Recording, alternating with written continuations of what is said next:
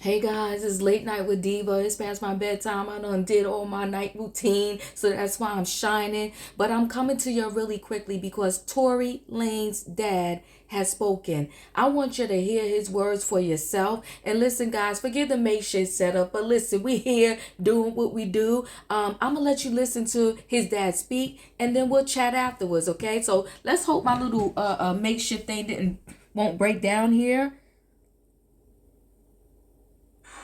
As I live and breathe. Interesting. I've heard of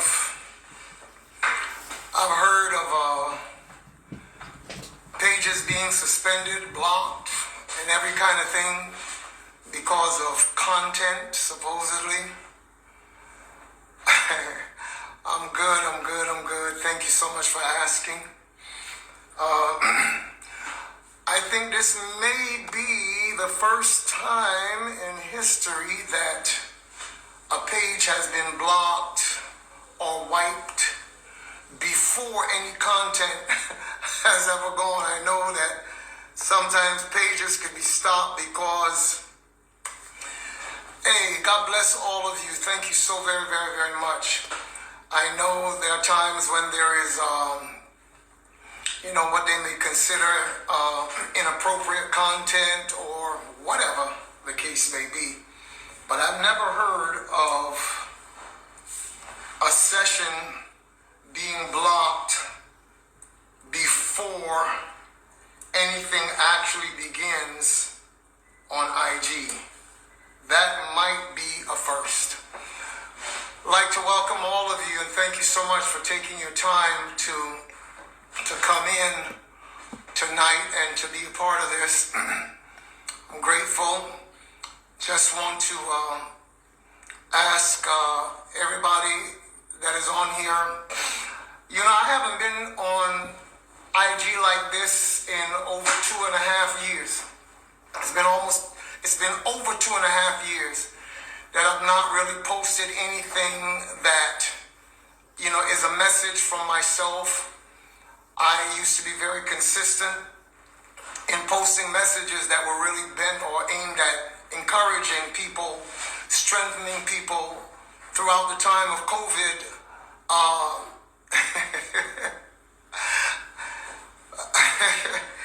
Oh my goodness.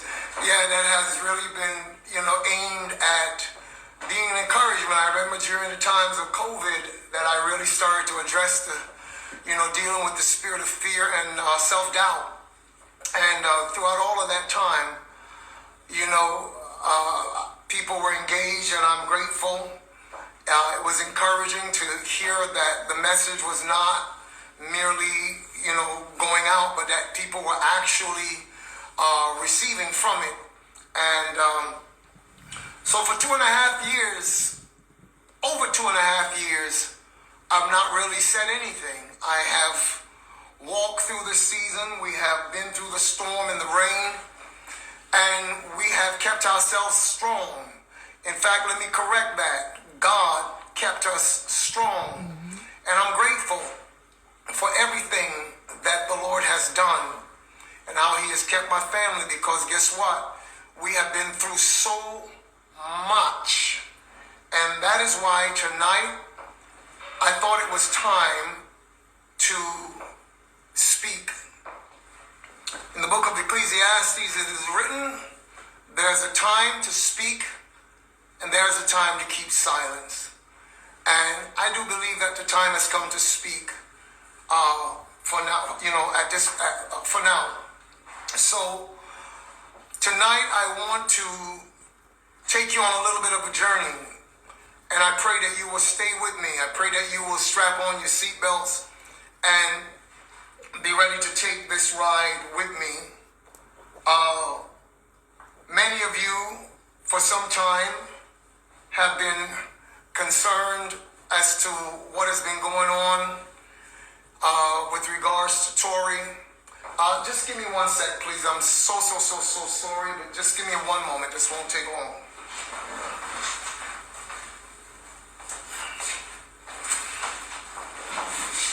Yeah. A lot of you have been concerned about him. I am grateful to all of loved him, have stayed with him, and as you know, we've just come through a trial that ended in the way that it ended, and I appreciate all of you who at least have decided not to allow your mind to be hijacked by a narrative that others would want you to believe, as though you have no sense, as though you have no mind, as though you should never be allowed to think for yourself. And that's basically what it has been. So I really want to go back, just buying a little bit of time, because I would like for as many ears as I possibly can get to hear what I have to say tonight, because I believe that I'm speaking from a place of truth, from a place of love.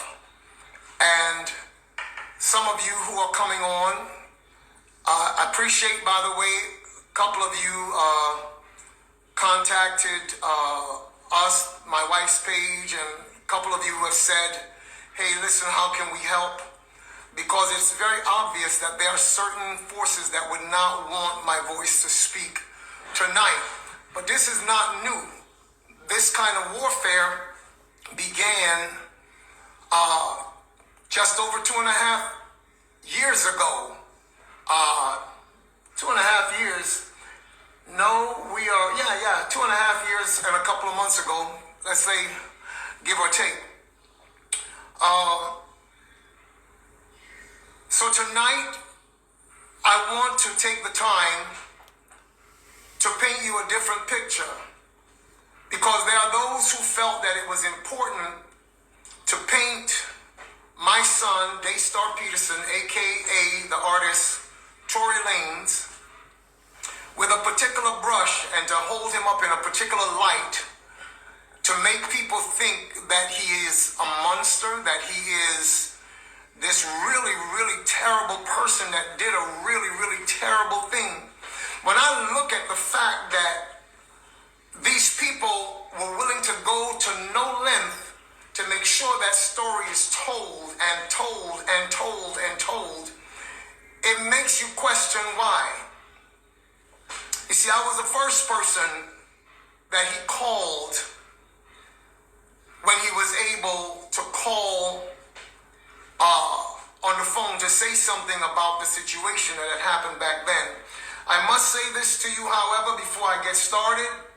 It is not my intention tonight to go into merits of the ongoing trial. Thank you. He is, in fact, innocent. God bless you for stating that, and all of you who have stated and continue to state that my son should, in fact, be free.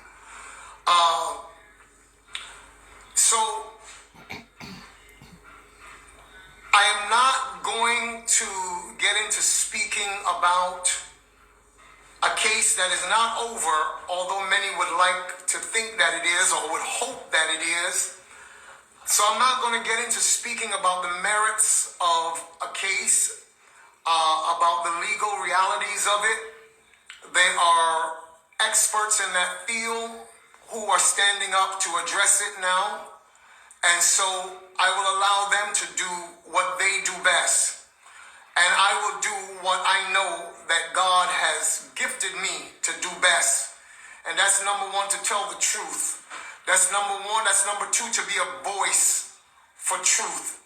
You see, truth is not a philosophy, people. Truth is not an ideology. Truth is not a religion. It's not a doctrine. I have been a servant of God for years. My children grew up as they saw us go from sometimes city to city, nation to nation. We lived in a lot of different places. And on one hand, that really gave us an international perspective of the world and what it's really all about. And so there are some things that I do want to say, and I would ask that you can help me to get it out as far and wide as it is possible to get it out. I pray that those of you who showed up for live at 7 to find that my page had gone dark, was just a black screen there, that I pray that you return. Thank you again for those of you who actually reached out. I've had a couple of calls, some messages, and people are saying, hey, how can we help you to do this? How can we help you to do that? Can we get you on station head, etc., etc.? And I appreciate all of that. I'm not coming tonight with vengeance in my heart. I'm not coming to try to tear people down. I'm not trying to render evil for evil. As the word of God that I have taught and lived or sought to live for years have told me to love even my enemies. It's not easy sometimes, I can tell you that. But I have sought to walk the love walk, and I've taught my children to do the same. One thing I do know for sure is that I never hold anyone in my heart in unforgiveness, because I've learned that unforgiveness is like pouring acid into a container. If you pour acid into a container, it will first affect the container before it affects anything outside of the container.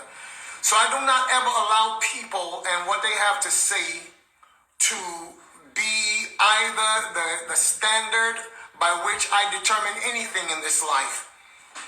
I would rather forgive people so that I can have a clear heart, that I'm able to hear God. I've been told that if I were to go live tonight, there are those who will take my words and spin them for whatever they want to make it say. However, I've also learned not to fear men, but only to fear Almighty God. You see, Jesus said this one day. He said, do not fear those who can kill the body, but rather fear him who, after the body has been killed, can also destroy the soul in hellfire. So I've learned over the years not to fear men. Now, we are living in a time of the internet. We're living in a time of social media. And it is so sad to see social media becoming a place that is so full of toxicity. People, internet trolls, who don't like to see the beauty of a life unfold. You know, they like moles. Digging up dirt on people is to them like though it was gold. And that's the world we live in right now. I think that we have the power to change the narrative. Because one thing that the evil empire fears more than anything, they fear masses of people thinking for themselves. That's what they fear. That's their biggest fear. You know, we live in a world where the powers that be tell us that we should walk around with these blindfolds on. They want us to be walking around with blindfolds, and we should depend on them to be the only one that can lead us or direct us where we should go. And they never want us to remove the blindfolds, because they fear that if we remove the blindfolds, not only will we realize that we can see, but they fear that we will realize that the people who are leading us around are actually the ones that are blind. And their continued existence depends on us never knowing that they really are the ones that are blind. Do not think that because you have money or because you are in politics, that makes the light automatic to you. It does not. So let me start here. Let me go back to the day of the verdict at the courthouse, because I left that courthouse and the cameras were there. I did not come out saying, oh, I'm about to say something and this would be a good moment to make a statement so that what I'm going to say will go viral. That was never the issue at all. I came out because I had sat for 2.5 years seeing an injustice being perpetrated against an innocent man. There are those who would say, oh, well, that's your son. You will believe anything. Truth be that before I had children, I was sworn to serve the kingdom of heaven. I am an ambassador of that kingdom.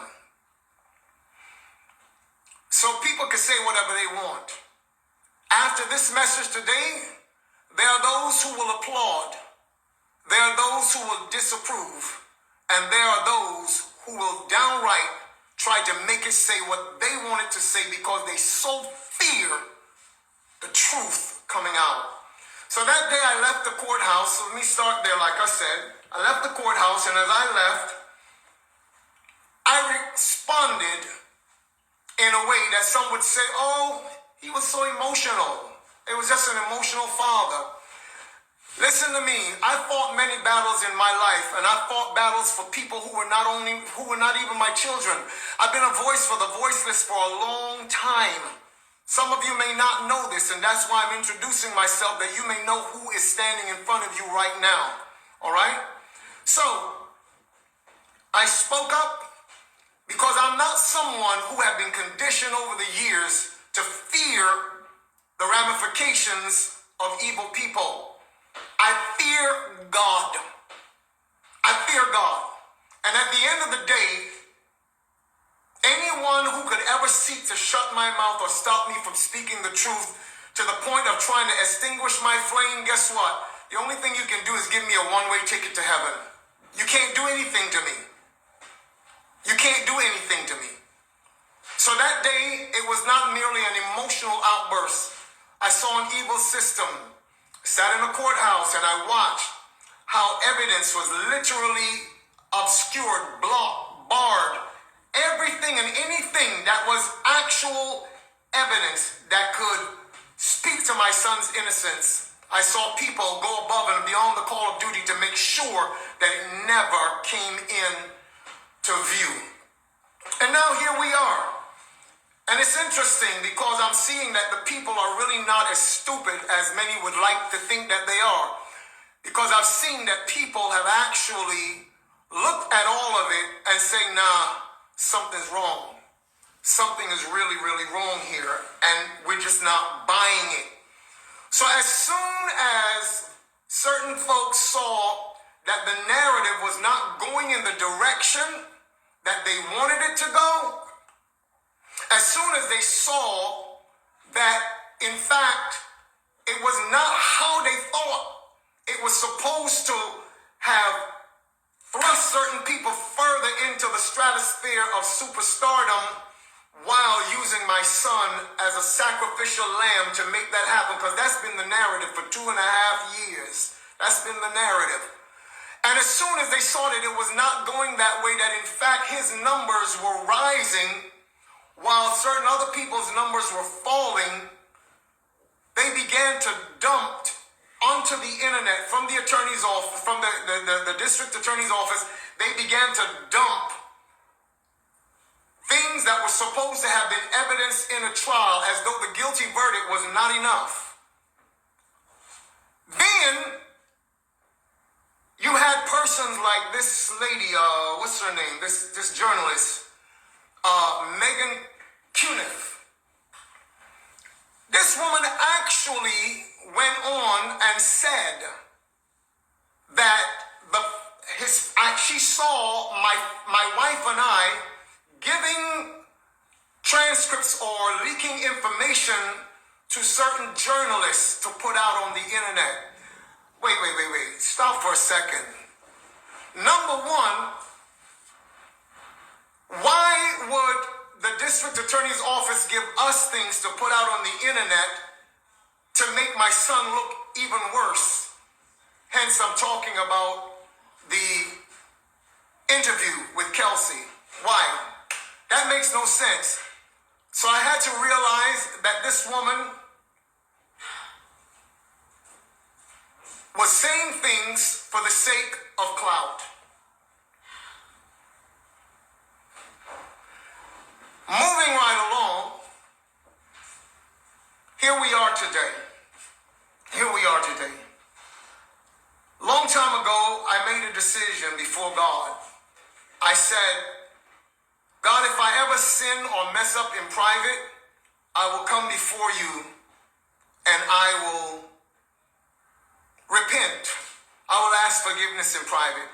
But as a leader, if I mess up publicly, then I will go to the people before whom I've messed up and I will ask them to forgive me publicly.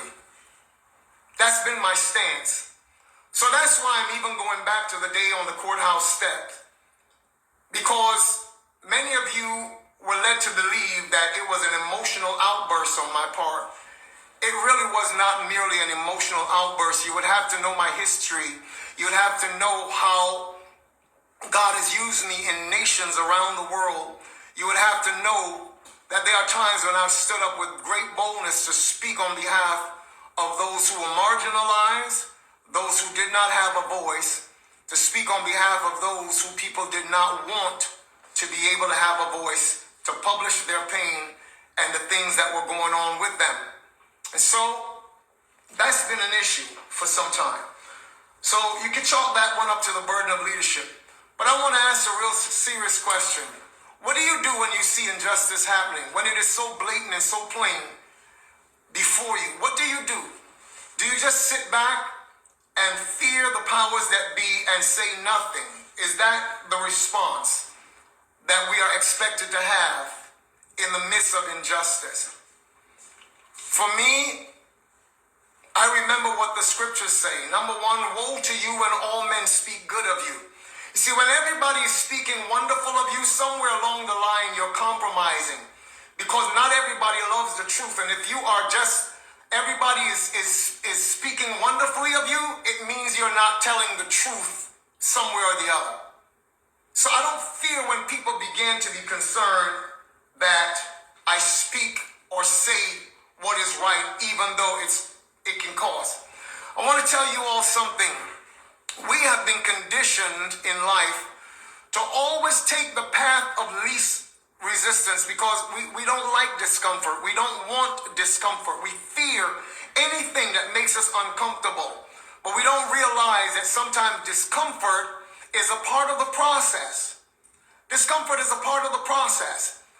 A diamond never becomes a diamond just by not going through discomfort, if you will. Diamonds are formed 240 miles below the Earth's, I forget what you call that crust below the surface. And it is processed by heat and by pressure. The heat there is over 3,000 degrees. And 50, what do they call that? 50 millibars of pressure. They said if you want to understand that, then imagine the weight of 2,000 grown men standing on your foot. That's the kind of pressure that it takes to form a diamond from what? Just what we would consider coal, carbons, coal. So sometimes in life, if you are going to be everything that you can possibly be, if the beauty that is on the inside of the creativity that's in you is going to come out, sometimes you're going to go through fire. You're going to go through pressure. Don't fear it. Don't fear it. Don't let people make you fear that. So let me go back to some 2.5+ years ago. When all of this stuff happened, a lawyer entered into the picture, a man by the name of Alex Spiro. He is a former DA in New York. He used to be the NBA's spin doctor. He was their go-to guy for NBA ball players. And then he went into private practice or became a part of a firm. And this man has been on the record. It's not something I'm making up. It's already out there on the internet years ago. He said, when I'm going to try a case of a high-profile case, I first try it in the court of public opinion. And so that's what they did. The strategy was basically to paint a smear campaign against a young man, an artist, to try to make him feel or try to make the public believe that he is the worst person that's ever walked on the planet. How could he be so terrible to shoot a black woman and all of that? Some of the people who piled on, some of them, when they say a black woman, they sound so insincere because they never cared about black women before that, but all of a sudden this became a good narrative. It boosted views. It gave more likes. It sounded really, really wonderful. And, for them to be on the side of this defenseless black woman. Let me stop right here and say this, and this might come as a shock to many of you. But guess what? Both my son, myself, and others of our family have long decided that we are not going to hold any animosity against Megan Pete, aka Megan the Stallion. We forgave that girl long time ago, because again, we know that the principle of forgiveness is important in order to cleanse one's heart, to cleanse one's soul, and to not be, bound up with hatred and hatred, trust me, resentment, bitterness, those things can actually cause diseases of the bones. It has been proven, and it can cause sickness in your body because you're holding on to something that is negative against the real life force in your life. So whatever you do in life, no matter how hard it is, forgive, because forgiveness is not for the other person, it's for you. It's for you. And so that's what we decided. Some will actually, no doubt, question, is he actually saying that Tory forgave Megan for all of what's going on? Yes, we have forgiven her. But what we will not back down from is the machine that has been in the background trying to press a narrative in order to use this girl for what they have used her for. So let's move on from there. They came in with a smear campaign that was second to none.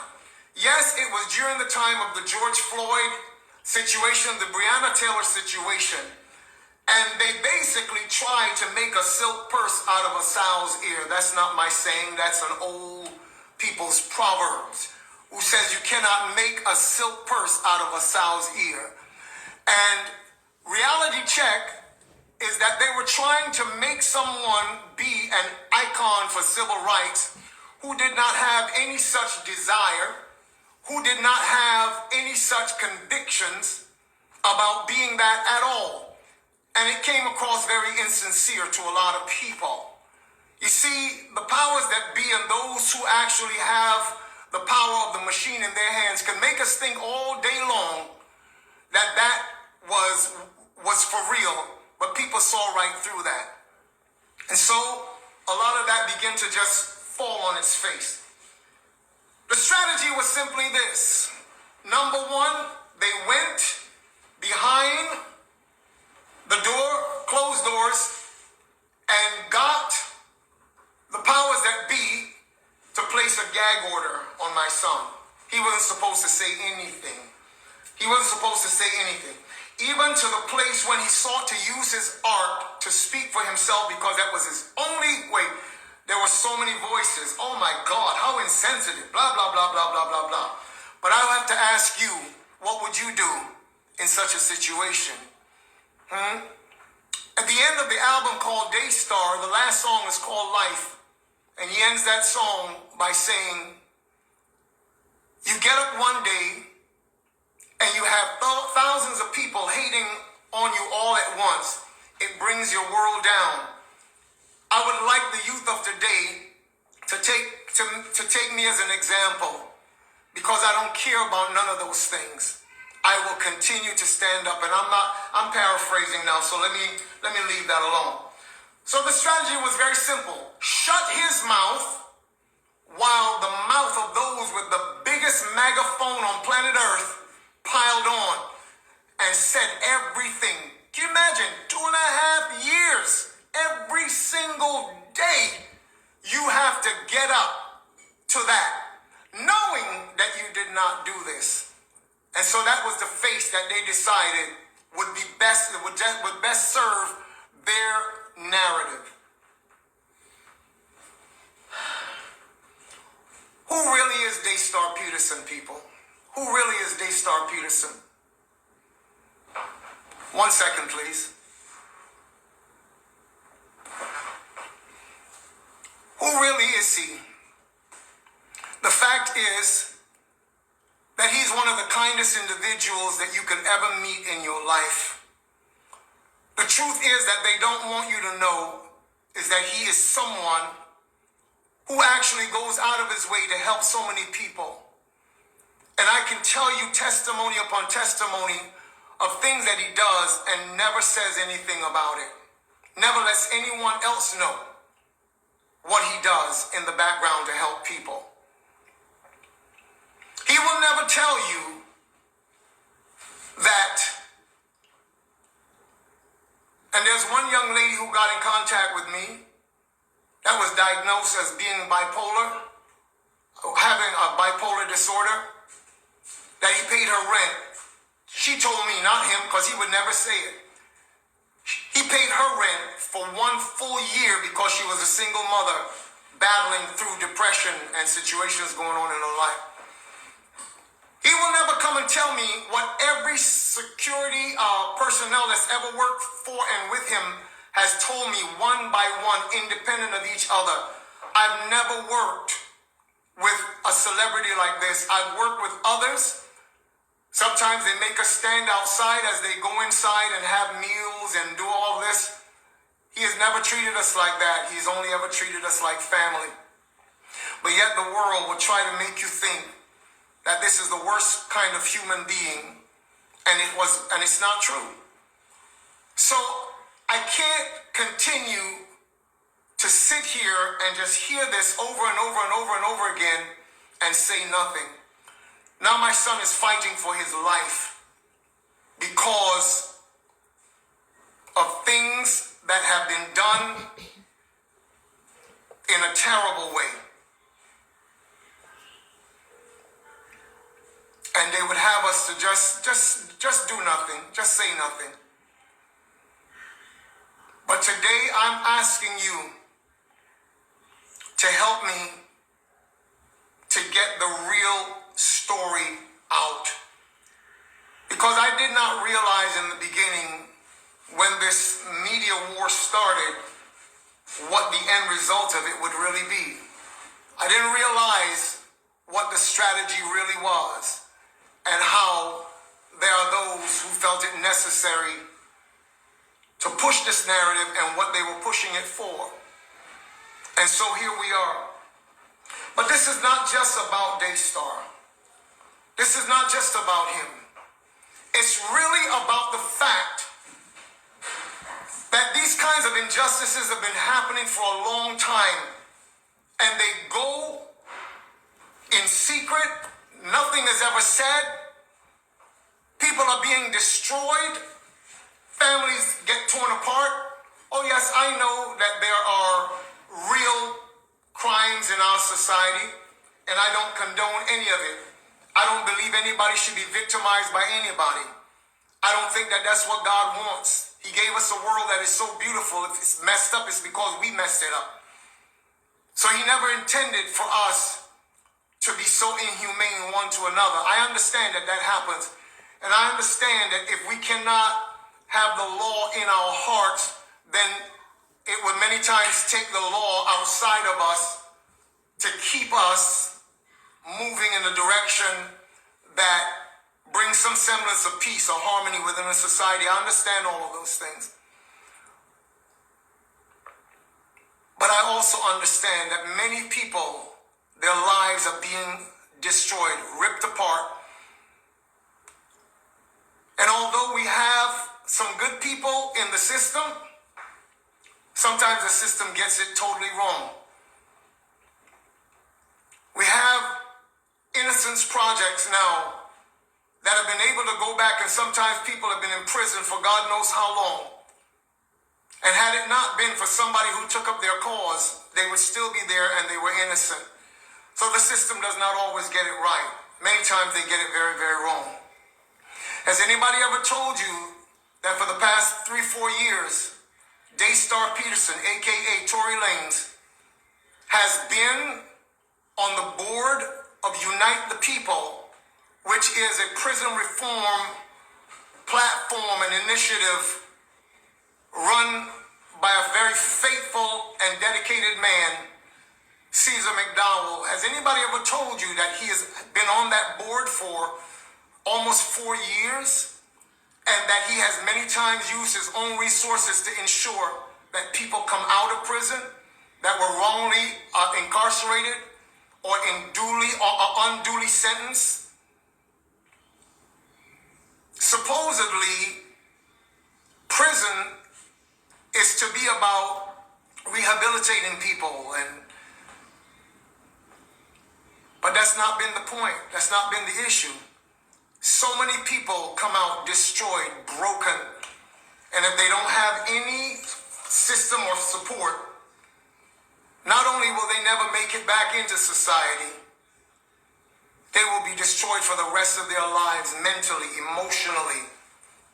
Some people come out being greater criminals than when they went in, because an environment is created that is not meant to rehabilitate or make a human being better in any way.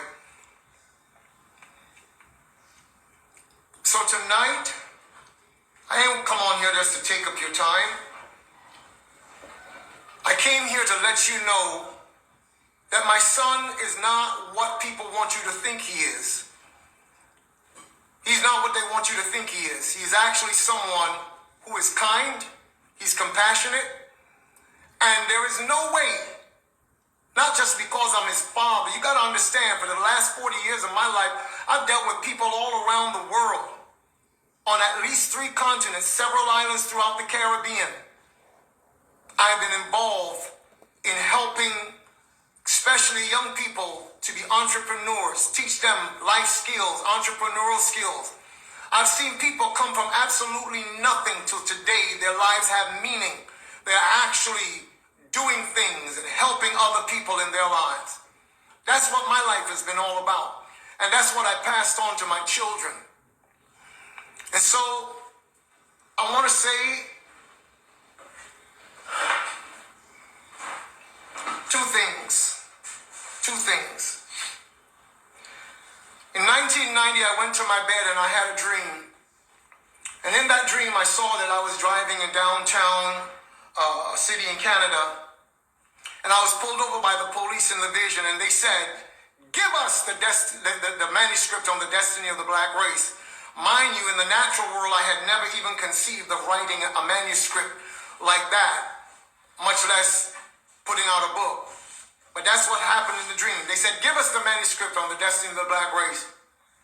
I went to the trunk of my vehicle, took it out, walked it back to the squad car, and I handed it to the officer. And as I was handing it, I said to the man, I said in my mind, rather, I handed it to him, but in my mind I said, you can take this, but you can't take what's in my heart. And from then, long story short, I started to study, I started to research on what the plight of black people were. And as soon as I started that, again I went to bed one night and I was thrust into another dream.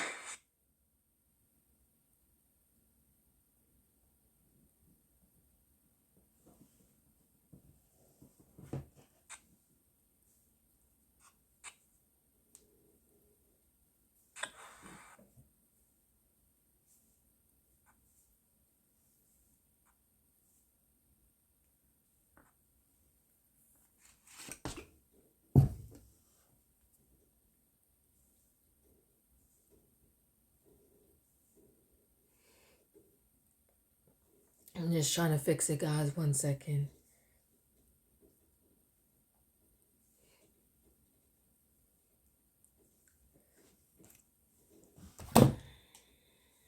Let me just see something here.